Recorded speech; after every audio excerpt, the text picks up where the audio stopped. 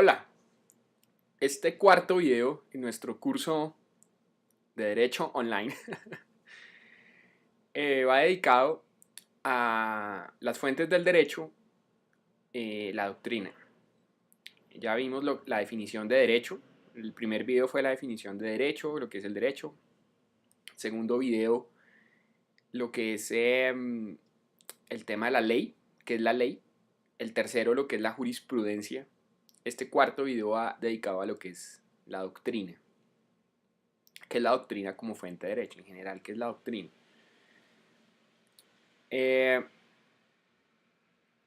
Cuando nosotros vimos que el derecho es un mecanismo para resolver conflictos y que el juez es el que resuelve esos conflictos dentro del Estado, el juez acude a unas fuentes para resolver esos conflictos. En Colombia la fuente formal de derecho es la ley, la única fuente formal de derecho en la ley. La jurisprudencia también en Colombia, para algunos casos, hay que ver el video anterior para saber en cuáles casos también se acude a la jurisprudencia como fuente formal de derecho. La doctrina, ¿qué es la doctrina? Como fuente universal de derecho. En Colombia no es fuente formal de derecho, o sea, en Colombia el juez no acude a la doctrina para resolver un conflicto. ¿Qué es la doctrina? La doctrina son las opiniones de los juristas sobre la ley. Las opiniones que dan los juristas sobre la ley. Esas opiniones pueden estar plasmadas en libros, en ensayos, en artículos o en videos como esto. Claro, ya estamos en la multimedia. Aunque pues yo no estoy haciendo doctrina como tal, aunque sí pues probablemente, porque uno cuando da una clase uno también da su editorial, también clase con editorial. Bueno, la doctrina entonces es ese conjunto de opiniones que dan los juristas sobre la ley, que está plasmada en ensayos, artículos, libros. ¿Es fuente formal de derecho? No, no es fuente formal de derecho. O sea, el juez no acude a la doctrina para resolver un conflicto en Colombia, por lo menos en Colombia. Y en otros países tocaría mirarlo puntualmente, pero generalmente no es una fuente usual de, de derecho. ¿Sí? De pronto en el derecho canónico sí, pero no es una fuente usual. Ha sido una fuente formal de derecho, sobre todo al principio, digamos, del elemento civilizador del derecho, pero no lo es. Ya no lo es, por lo menos modernamente. La doctrina tiene un doble efecto. Me explico. Cuando un juez vaya a resolver un conflicto y probablemente no entiende la norma o la norma de para diferentes interpretaciones. O sea, yo aquí siempre he mostrado al juez como si fuera, no, es que muchas veces las normas no se entienden y no porque uno sea bruto, un animal, sino porque las normas o están mal redactadas o las normas dan para diferentes interpretaciones. ¿Sí ven? O está redactando un lenguaje técnico, un lenguaje científico. Entonces toca acudir a la doctrina y la doctrina es mirar lo que han dicho los juristas sobre esa ley. Y el juez acude a esa doctrina para fallar un caso. Es un auxiliar de interpretación y así también lo dice la Constitución. La doctrina es un auxiliar de interpretación. Entonces, ¿para qué sirven la gente que no es abogada de pronto? ¿Para qué sirven los libros de constitucional, de civil, de penal? Simplemente para los estudiantes de derecho, ¿no? No solo es para los estudiantes de derecho, también sirve para las personas que ya están ejerciendo el derecho, los jueces, los abogados, los funcionarios públicos, ¿sí? Entonces, hay un profesor que se dedica a hacer un estudio sobre la ley, aprovechando pues que es una persona que probablemente tenga estudios más avanzados, posgrados, maestrías, doctorados, lo que sea, o es una persona que se ha dedicado a un determinado área del derecho y pues digamos que comenta la ley desde su punto de vista, de su ámbito de conocimiento, desde su campo de conocimiento científico.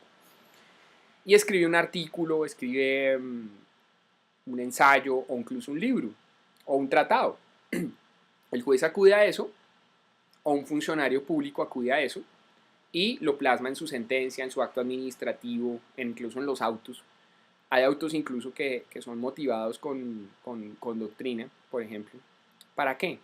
Precisamente para explicar el alcance de la norma. ¿Sí? Muchas veces las normas, como ya lo dije, dan para diferentes interpretaciones o utiliza un lenguaje sofisticado, un lenguaje científico, un lenguaje técnico. Entonces se acude a la doctrina precisamente para eso, auxiliar de interpretación, pero no, la doctrina no es, la doctrina no es fuente formal. Una pregunta que me hacían precisamente en el semestre pasado, en el semestre que pasó, sí, si el semestre pasado fue el que pasó, inmediatamente anterior, quiero decir, una alumna me hizo esta pregunta, curiosamente, por eso vuelvo e insisto, estos cursos online son chéveres, pero también falta el contacto con el profesor, con el estudiante, la relación profesor-estudiante, ahí porque el estudiante hace preguntas, entonces eso le sirve mucho al profesor también para enriquecer la clase, por eso mándenme preguntas y claro, lo que pasa es que estoy grabando los videos este ya es el cuarto video, ya he grabado 4 videos ya de seguidilla, entonces pues yo todavía no hay muchas preguntas, pero o de pronto dedicamos al final un video de solo preguntas o videos de solo preguntas, eso sería muy, muy chévere, muy interesante. Bueno, el caso es que una alumna incluso, me preguntó en este semestre, en el inmediatamente anterior, segundo semestre del 2017, me hizo esta pregunta, pero no me la hizo en clase, curiosamente, sino me la hizo fuera de clase, porque hay estudiantes que les da pena hacer preguntas a los profesores en las clases. Le hacen la pregunta porque yo fui estudiante y los que mis compañeros lo saben, yo era absolutamente tímido. A mí me da una pena hacer preguntas y eso está mal, uno dejar la timidez. Si uno no entiende algo, pues debe hacer la pregunta correspondiente. Entonces, ¿qué pasa? Resulta que la alumna me preguntaba fuera de clase, profesor, ¿esas fuentes dónde están? O sea, porque usted dice que la ley, la jurisprudencia, la doctrina, la costumbre, ¿eso dónde está o qué? ¿O por qué son fuentes? Porque son fuentes universales, son fuentes que se han utilizado de manera universal para el derecho, para aplicar el derecho, ¿sí? No están en ningún lado, o sea, no hay un libro que diga las fuentes formales son estas, no. Colombia en la Constitución sí habla de la ley como fuente formal, pero no dice las fuentes son estas. El Estatuto de la Corte Internacional de Justicia de la Haya sí lo dice. Dice, los jueces de la Haya, los jueces de la Corte Internacional van a utilizar estas fuentes para fallar. Pero no hay ningún documento legal o jurídico sobre ese tema. Entonces, son fuentes que se han utilizado de manera universal. Son fuentes que se utilizan de manera universal en el mundo jurídico, no solo en Colombia, sino en el mundo para fallar. La doctrina, entonces, como auxiliar de interpretación. Y la otra utilidad de la doctrina es, yo siempre hablo del efecto, aunque esto es un términos que se utilizan en economía, el efecto ex ante y el efecto ex post, que se utiliza, son términos económicos cuando se aplican medidas económicas. Yo lo utilizo para explicar la doctrina. El efecto ex ante de la doctrina, el efecto ex post de la doctrina es el que hablé. O sea, ya está la ley y entonces aparece el escrito, aparece el artículo explicando la ley. Ese es el efecto ex post de la doctrina. El efecto ex ante de la doctrina es que doctrina internacional o incluso nacional puede servir como inspiradora para emitir normas jurídicas. Cuando hablo de inspiración no me estoy refiriendo a Pablo Neruda, a los poetas, pues una canción, no, sino efecto inspirador significa que las personas que tienen la obligación de emitir normas jurídicas se basan en doctrina para emitir esas nuevas normas jurídicas. ¿Sí ven ustedes? O sea, los legisladores de los países, por ejemplo, en Colombia vamos a sacar una norma, hasta hace poco tiempo, en Colombia las personas naturales no se podían declarar en quiebra. La quiebra era una institución anglosajona para las personas naturales, las personas jurídicas sí, pues se pueden declarar en quiebra. Las personas naturales no. Entonces, cuando los legisladores colombianos quisieron aplicar eso a Colombia, pues ¿cómo hicieron? ¿Se lo inventaron? No, pues simplemente acudieron pues a la ley que existe en Estados Unidos, pero también acudieron a autores que explican esas instituciones.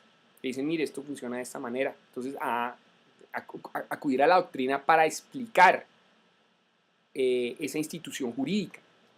¿Sí? Por eso se acude a la doctrina argentina, en Colombia, por ejemplo, se acude mucho a la doctrina española, a la doctrina argentina, a la doctrina mexicana, chilena, para, para implementar normas, porque tenemos ordenamientos jurídicos no iguales, pero sí similares en cuanto a la configuración global, porque los ordenamientos jurídicos, por ejemplo, pues España tiene un rey, tiene una monarquía constitucional, hay autonomías, Colombia no tenemos rey, nada de eso, pero tenemos ordenamientos similares, ciertas instituciones son similares, ¿sí ven?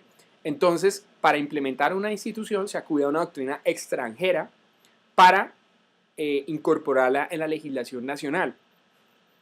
Ese es el gran efecto que tiene la doctrina. Entonces, la doctrina tiene esos dos efectos. El efecto ex ante es el que estoy hablando ahora, de cuando no existe la ley, se quiere implementar la ley, entonces se acude a la doctrina. Ahora, pues es muy, muy tecnológico el asunto porque pues está Google, pues claro, está Google, está los documentos de las bibliotecas, los documentos virtuales, videos, o sea, ¿sí? Por ejemplo, en el caso del blog jurídico, yo tengo un blog jurídico desde el 2006, noviembre del 2006, o sea, ya casi como 11 años tengo ese blog jurídico. Y pues yo tuve la oportunidad de dialogar con otros autores de blogs jurídicos y entonces ellos me comentaban que muchas veces los blogs jurídicos sirven para dar una pauta para las personas que quieren conocer sobre una determinada legislación de un país. Me explico, usted va por ejemplo a Chile, supongamos, y usted quiere conocer cómo está la legislación chilena y todo eso. Entonces, unos blogueros jurídicos, abogados, profesores me decían, pues, una de las formas más eficaces para conocer un poco cómo está el movimiento de la legislación y saber darse una pauta es acudir a los blogs jurídicos de esos países. ¿Sí? Esa es la importancia de los blogs jurídicos. Alguien dice, bueno, ¿y quién se dedica a blogs jurídicos? Pues gente como yo, desocupados como yo. No solo desocupados, lo que pasa es que yo pienso que personas con intereses de comunicar ideas, pues en la época yo no me estoy comparando con filósofos pues, de la talla de Platón o Aristóteles, pero yo estoy seguro que si Platón o Aristóteles vivieran, pues tendrían su blog, o de pronto no, yo creo que sí, ¿sí? Para comunicar ideas.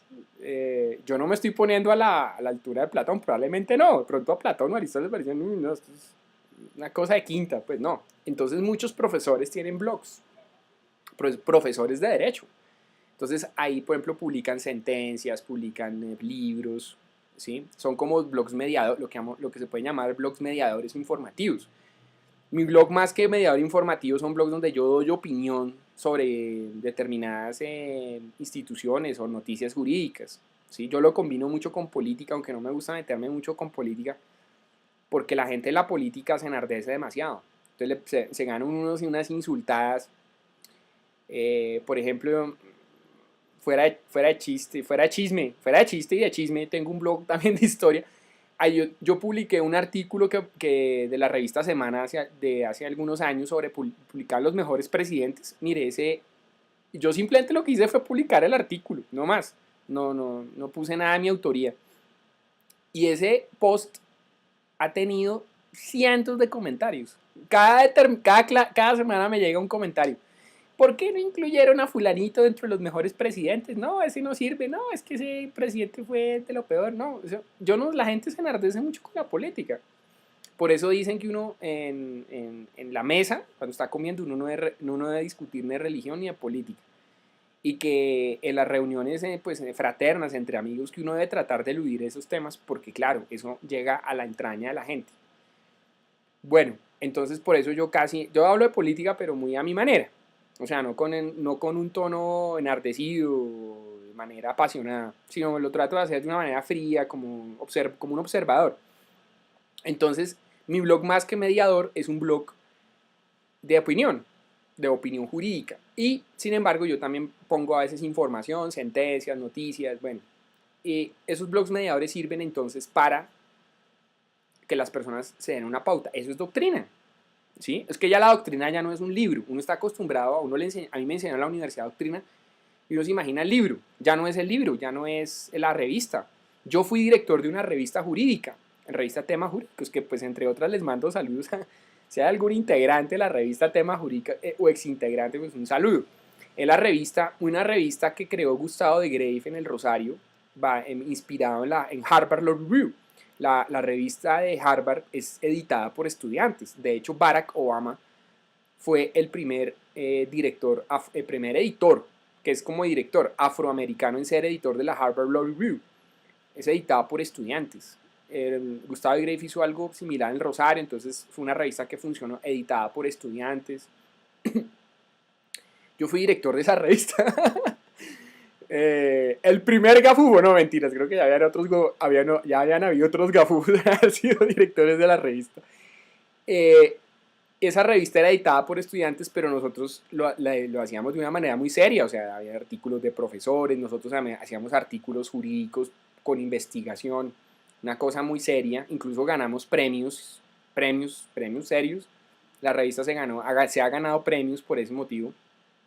Y pues ya no es solo el libro y la revista, sino también hay artículos online, entonces videos, por ejemplo, aunque los profesores pues de derecho botarnos al agua haciendo videos no mucho, o sea, yo creo que de pronto seré el primero.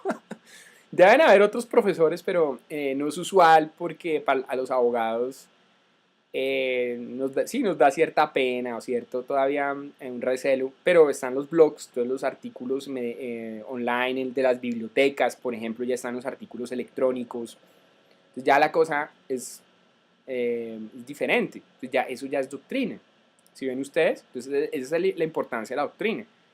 También el avance científico, entonces pues los países tienen, por ejemplo, Colombia tiene pues una historia determinada, unos problemas muy diferentes, por ejemplo, a los que ha tenido Alemania, ¿sí? A mí un compañero bloguero que a mí me gustaba escribir artículos de opinión, él me decía, Francisco, ¿para qué hace eso? Porque usted se pone a hablar de Kelsen o de Dworkin o de Hart, si ya en Alemania ya lo han hecho, ¿sí? Entonces yo le decía, pues porque lo han hecho en Alemania, para Alemania. Alemania tiene una historia determinada, Colombia tiene otra historia determinada. Entonces no podemos seguir aplicando teorías científicas de un país con una determinada idiosincrasia, una determinada historia, a otro país con otra idiosincrasia y con otra historia, sobre todo en el tema de ciencias sociales, sobre todo en el tema del derecho. ¿Sí? Por ejemplo, ahora con el proceso de paz, pues es muy diferente los procesos de paz, por ejemplo, lo que pasó en Colombia, lo que pasó en Sudáfrica, lo que pasó en Irlanda, son muy diferentes, los procesos son muy diferentes, ¿sí? Entonces querer aplicar una cosa a la otra, por eso es importante que la academia cree conocimiento, ¿sí? Que haya investigación, no solo investigación en el campo científico en cuanto a ciencias naturales o exactas, sino también en el campo de las ciencias sociales, para que el día de mañana los líderes tengan unas pautas para aplicar políticas. Nosotros no podemos seguir aplicando políticas, pues con todo respeto de las grandes universidades del mundo, por ejemplo Harvard, Cambridge, pues sí, chévere aplicar esas teorías, pero pues Harvard es Estados Unidos, Cambridge es Inglaterra. Nosotros aquí tenemos que tener nuestras propias ideas o traducir esas ideas de teóricos famosos o importantes a nuestra realidad, ¿sí? A nuestra realidad social, que de pronto funciona en Estados Unidos, en Harvard, en Boston, pero en Inglaterra, pero en Colombia no, o en otro país latinoamericano, en Chile, en Venezuela, bueno, lo que sea, pues no va a funcionar, porque tenemos otra idiosincrasia, otra sociedad, otra economía, otra historia. Entonces, esa es la importancia de la doctrina. Yo invito a los estudiantes de Derecho que escriban, ¿sí? Yo escribí cuando era estudiante, fui director de una revista siendo estudiante, fui director de una revista. Y escriban. Es muy importante. ¿Por qué? Porque uno cuando escribe se da cuenta de los errores que uno tiene, errores de ortografía, errores de redacción, de las limitaciones que uno tiene para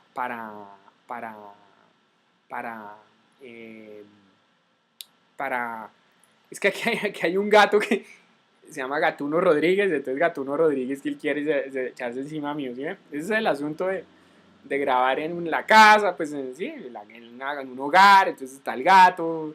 En una clase también hay interrupciones. Aquí las interrupciones pues es el gato, es Gatuno Rodríguez, que él quiere estar aquí, quiere estar también, él también quiere salir en el video. Esas son las... Yo no edito los videos, salen como salen, entonces, bueno.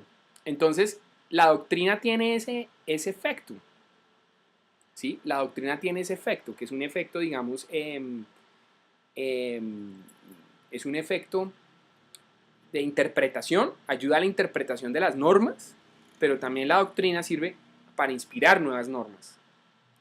Y pues obviamente estamos en el boom de la tecnología, en el boom de la información. Hoy en día conseguir información es mucho más fácil que hace 20 años. Yo siempre le digo a mis alumnos, por ejemplo, yo estudiaba en el internet, era muy precario. Si uno quería una sentencia de la Corte Suprema, tocaba irse a la Corte Suprema a conseguir la sentencia. Oye, no, uno pone Google sentencia, chal, está la sentencia. Entonces, esa facilidad en la información también agiliza que la información se mueva más rápido porque la producción científica en el campo social es mucho más fácil, más fácil y más rápida. Y la divulgación, yo publico este artículo y en cuestión de minutos, casi que de segundos, pueden estar viendo este video en la China, en la India, en donde sea. Eso no pasaba antes. Uno sacaba una revista. No, yo me acuerdo que nosotros mandábamos la revista a Estados Unidos, a España. ¿Cuánto se puede demorar el envío de una revista, que alguien la lea? Meses. ¿No? Por no decir qué años. En cambio, ahora no. Eso es lo bueno de los blogs, eso es lo bueno de los videos, del tema online, del tema de la información, del tema tecnológico. Entonces, esa es la doctrina. Esa pregunta que me hizo la alumna, mire que de las preguntas de los estudiantes, por ejemplo, ustedes saben que el sistema socrático se basaba en la relación del profesor de pregunta-respuesta, respuesta-pregunta. O sea, el profesor hace preguntas y el alumno da respuestas, pero el profesor también puede ser objeto digamos, de pregunta. Él puede responder y el alumno preguntar o al revés, ¿sí me explico? O sea, pregunta-respuesta tanto el estudiante como el profesor. Es el método socrático.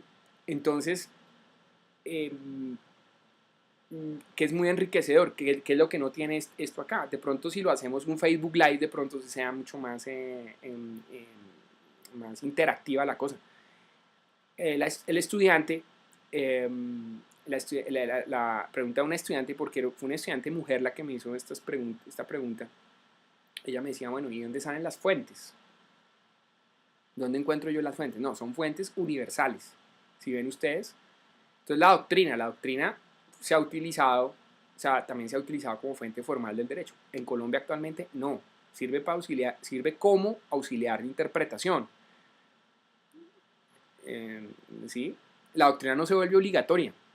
Cuando yo dictaba conceptos jurídicos fundamentales en los exámenes también los exámenes son muy interesantes porque los exámenes le revelan a uno las fallas, por ejemplo, en la explicación que uno ha dado. Porque muchas veces los estudiantes responden mal o regular, no porque no estudiaron, sino porque hubo una falla en la explicación del profesor. Bueno, muchas veces también porque no estudian. En el 99% de los casos responden mal porque no estudian. Pero puede también que haya una falla, una falta de comunicación por parte de los profesores, y que no todos los profesores tienen facultades oratorias. Un profesor puede saber mucho de un área, pero no lo sabe expresar. ¿Sí ve? Entonces, encontrar un profesor que sepa y que fuera eso lo sepa expresar, pues es un profesor muy bueno. ¿Sí? Entonces, ¿qué ocurre? En un examen, por ejemplo, me ponía algún alumno que la doctrina se volvió obligatoria. Y yo, ¿cómo así? No. La doctrina no se vuelve obligatoria, la doctrina no se transmuta en ley inmediatamente, sino que por eso utilizo la palabra puede servir de inspiración para emitir leyes. ¿Sí ven ustedes? O sea, inspiración es que no inspiración como estar contemplando la luna y que de pronto voy a escribir sobre derecho civil o voy a escribir sobre derecho penal. ¿Sí? No es una inspiración romántica, sino como una inspiración como fuente, como una fuente, una bibliografía. Esa es la importancia de la doctrina. ¿Sí? Y uno dice, ¿por qué uno enseña eso? Pues tiene que ver con que la gente no sabe para qué hay libros de derecho. Uno piensa que los libros de derecho son solo para los estudiantes de derecho, y no. Los libros de derecho también le sirven a los funcionarios públicos, a los jueces, a los abogados en ejercicio, para sustentar un recurso, sustentar una demanda, acuden a la doctrina, ¿no es cierto? Fuera de eso, como muchas veces los abogados o los jueces, pues por el cúmulo de trabajo, son personas que no pueden ahondar en el tema científico de una ley determinada por el trabajo, por su propio trabajo rutinario. En cambio, el profesor, no es que el profesor sea un desocupado, sino que el profesor, en cambio, es su trabajo ahondar en un tema determinado, con doctrina extranjera, con jurisprudencia extranjera, meditar sobre la ley, aplicar los métodos de interpretación de las normas, el método gramatical, el método científico, el método sistemático, el método lógico. Entonces tiene, no digo más tiempo, sino que ese es su trabajo. Su trabajo es andar en una ley y aplicarle todos los digamos, los pasos, los procedimientos de interpretación de esa ley. ¿Cuál es la historia de esa ley? ¿Por qué la emitieron? ¿Cuáles fueron las discusiones en el Congreso? ¿O cuáles fueron las discusiones en la Asamblea Legislativa? ¿Sí ven ustedes? Porque hay países pues, que tienen no Congreso, sino pues Asamblea Legislativa o Parlamento. Entonces el profesor, ese es su trabajo. Entonces lo plasma en un artículo, en un ensayo, en un libro, y entonces eso le sirve a una persona que no tiene no digo ese tiempo, sino no tiene esa ocupación de mirarlo. O sea, el profesor esos artículos no solo son elucubraciones, sino le están realmente dando una ayuda a los profesionales, a los litigantes, a los jueces, para fallar un caso, para asumir un proceso. ¿Sí? O sea, están cumpliendo una labor importante, porque los artículos no solo son ahí tirados en el pasto, ahí mirando las estrellas, ¿qué habrá dicho fulanito sobre la teoría del no sé qué, del disregard, la teoría del acto jurídico, la teoría del negocio jurídico? No, eso tiene un efecto práctico. ¿Para qué? Para que los jueces y los funcionarios públicos puedan resolver los conflictos de una manera más expedita, de una manera más científica y de una manera más legal, porque los jueces no fallan como se les dé la gana, los jueces fallan de acuerdo con las leyes, ¿sí? Aquí y en todo lado, así como dicen, aquí y en Cafarnaún. Hablando de Cafarnaún, ¿ustedes sí saben que Cafarnaún no existe ya? Yo hasta hace muy poco, leí un libro el año pasado, así, en mis clases a veces yo hago comentarios así de este estilo, les estoy hablando de algo y digo, oiga, ¿y ustedes sí saben no sé qué? Por ejemplo, Cafarnaún ya no existe. Cafarnaún es la que llaman la ciudad de Jesús, donde Jesús vivió mucho tiempo, muchos años, dicen que es la ciudad de Jesús. Que es Nahum, pues Cafarnaún, es una ciudad que ya no destruida, es una ciudad deshabitada, pues una ciudad que ya no existe, existió en la época de Jesús vivió ahí, de hecho, Cafarnaún al lado del lago Tiberiades, al lago del Yam, ya no existe. Entonces, aquí ya en Cafarnaún, o sea, en Cafarnaún se está uno refiriendo a una ciudad, en otra parte del mundo, ¿no? O sea, los jueces tienen que fallar con base en la ley. Los jueces no pueden decir, a ver, aquí como fallo, como se me da la gana, cara o sello, ¿no? Porque ellos tienen que hacerlo con base en la ley abstracta. Que una de las características de la ley, bueno, ahí viene el tema de la ley en sentido formal y en sentido material. Una de las características de la ley en sentido material es que es abstracta, ¿cierto? Entonces, ¿por qué es abstracta? Porque es universal, es para todo el mundo, ¿sí? Entonces, los jueces, para poder aplicar el derecho de una manera más justa, porque el objetivo del derecho también es la justicia, ¿no es cierto? Pues acuden a esa doctrina para que su fallo sea ajustado a la justicia y sobre todo porque hay problemas muy complejos en materia económica, comercial. Entonces imagínense, pues si una persona va y le mete 35 puñaladas, pues homicidio agravado, listo. Homicidio agravado por la sedicia. No hay más que decir, pero es que no todos los casos son así de fáciles. Hay casos, digan ustedes, de embarque de mercancía free on board, free alongside, no sé qué, que usted lo manda de aquí, que va al puerto de no sé de dónde por allá en Grecia y que después va por allá a Irán y no sé qué, y que la mercancía va con un conocimiento de embarque, con un título de valor, o sea, unos problemas complicados, que la mercancía se perdió, no sé qué. Hay problemas de derecho marítimo que son complicadísimos. Entonces, el juez que no está habituado a eso y va a aplicar el derecho, pues tiene que acudir a la doctrina. ¿Sí? La doctrina de personas que se han especializado en esos casos, sacan artículos o libros para que el juez se le pueda facilitar el asunto. Facilitar, no tanto facilidad en cuanto a que sacar las cosas más rápido, ojo, sino sacar que su fundamento de derecho sea ajustado a la realidad económica, a la realidad política. Eso es justo, eso es justicia. Porque eso también es el otro objetivo del derecho, la justicia, para que haya paz. Si no hay justicia, no hay paz. Si hay personas en la sociedad que se sienten injustamente tratadas, esas personas, tarde o temprano, pues se van a sublevar o van a cometer algún desmán, se van a sentir marginados, se van a sentir injustamente tratados, va a haber un malestar en la sociedad, ese malestar en la sociedad se va a traducir en grupos terrestres, grupos disque terrestres, grupos terroristas, delincuentes, marginados sociales. Entonces la justicia es importante que la justicia no para uno sino para todos, en donde en la sociedad la gente se siente más justamente tratada, pues esa sociedad vive más en armonía, hay más paz entre los habitantes. Pero si hay un sector de la sociedad o varios sectores que se sienten injustamente tratados, pues va a haber un clima de tensión y en esa sociedad o en esa comunidad no se va a poder vivir de manera adecuada. Esa es la importancia también de la justicia. Más adelante trataremos el tema de la justicia. Este es un curso de derecho, toca hablar de la justicia. Sí, yo he utilizado 3 términos que no he definido. Justicia, validez de la norma, eficacia de la norma. Mis exalumnos ya, ya van a empezar a hablar de eso.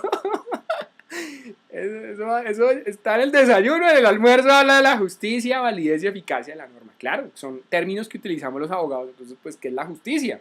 Imagínense ustedes, la justicia. ¿Qué es lo que busca el derecho? Es que el derecho no está solo para que los abogados se vuelvan millonarios. No, la justicia está para que haya convivencia entre la gente. En una sociedad donde no hay justicia, no hay convivencia. Por lo que ya dije, si hay gente que se siente injustamente tratada, pues van a haber tensiones sociales y la gente no se va a sentir bien en esa sociedad. Bueno, este es el cuarto video. Primero fue el derecho, el segundo fue el tema de la ley, tercero la jurisprudencia, cuarto la doctrina.